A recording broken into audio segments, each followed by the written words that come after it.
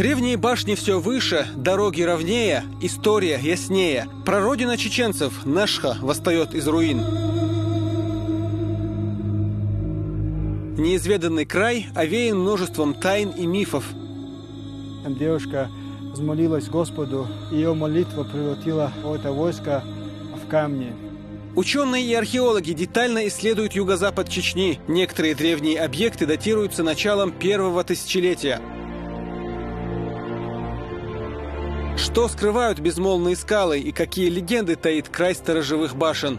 Исторический памятник, шир памятник,